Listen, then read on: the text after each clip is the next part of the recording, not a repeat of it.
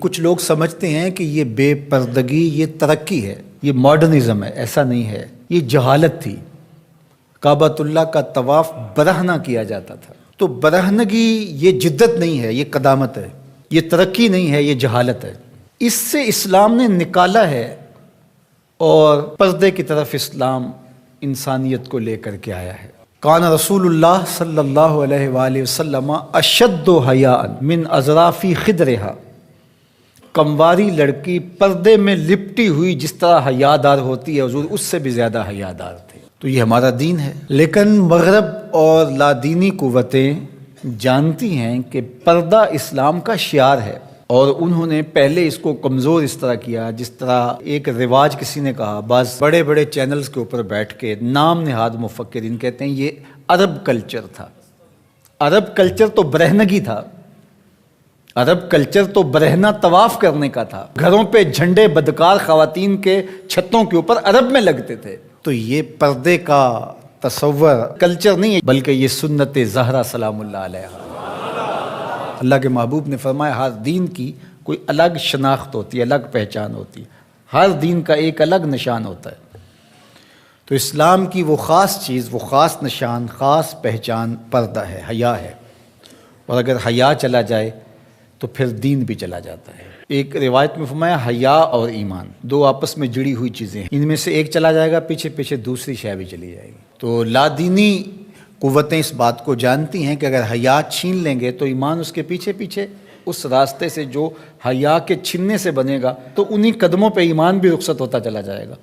تو لہٰذا ان کو یہ کہو کہ تم ترک ایمان کرو تو یہ تو کبھی راضی نہیں ہوں گے، تو اس لیے انہیں پردے کا ترک کروایا جائے، انہیں حیا کے جوہر سے محروم کیا جائے تاکہ یہ ایمان کے جوہر سے بھی محروم ہو جائیں۔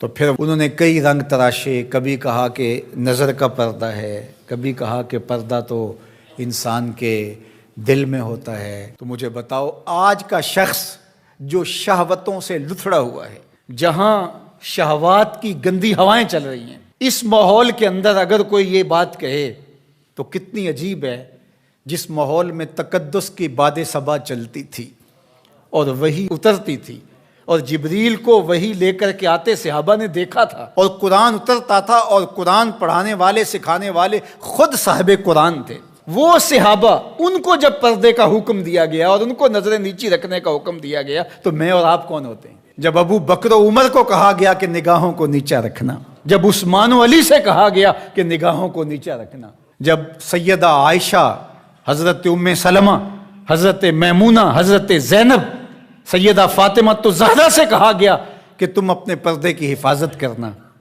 تو مجھے بتائیے اس تقدس مآب ماحول کے اندر بھی جب پردہ کرنے کے لیے مومنوں کی ماؤں کو حکم دیا گیا، اور ابو بکر و عمر، عثمان و علی، عشرہ مبشرہ، جن کی جنت کی ضمانت بھی رسول اللہ نے دی ہے، تو جب ان کو بھی کہا گیا کہ نگاہوں کو نیچا رکھنا، تو میں اور آپ کس شمار میں ہیں؟ تو یہ ایک نفس کی کہانی ہے جو ہم گھر کے بیٹھ کے کہا کوئی بات نہیں جی، پردہ تو دل کا ہوتا ہے۔ بحالت مجبوری خواتین کو گھر سے نکلنا پڑتا ہے، لیکن اس میں بھی اس کو تاکید کی گئی کہ تیرا پردہ کسی صورت کے اندر بھی ختم نہیں ہونا چاہیے۔ میں خراج پیش کرنا چاہتا تھا یہاں ہماری ہمسائیگی کے اندر اس خاتون کو جس نے اللہ اکبر کا نعرہ لگا کر کے بتلایا کہ یہ امت ابھی بھانج نہیں ہوئی، اس امت میں آج بھی بیٹیاں موجود ہیں جو اپنی آبرو پر پہرا دے سکتی ہیں، اور یہ حالات بتاتے ہیں کہ یہ امت مرنے کے لیے نہیں، قیامت تک قائم رہنے کے لیے پیدا ہوئی ہے انشاءاللہ۔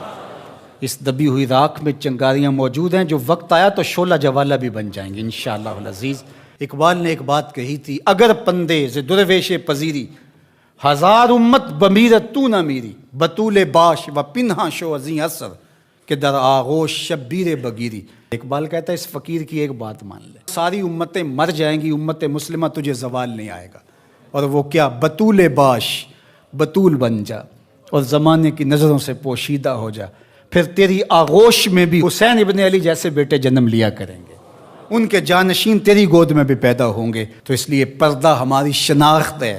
آج جو کہتی ہیں جناب پردہ پردہ، یہ کیا ہے؟ یہ تو کٹھ ملا کی اصطلاح ہے، کچھ بولتی ہے جناب یہ دقیانوسیت ہے، کوئی کہتی ہے یہ زمانہ قدیم کی کہانیاں ہیں۔